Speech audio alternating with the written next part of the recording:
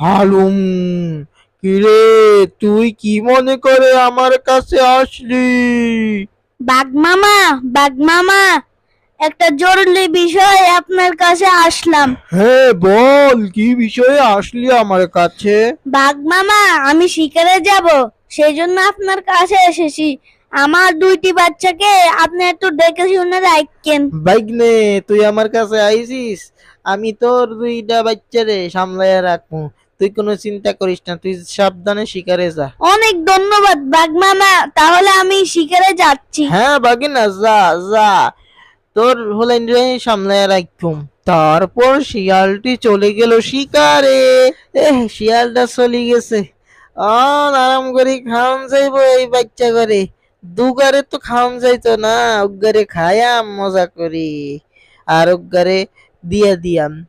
এই নয় বুঝে দিয়াম।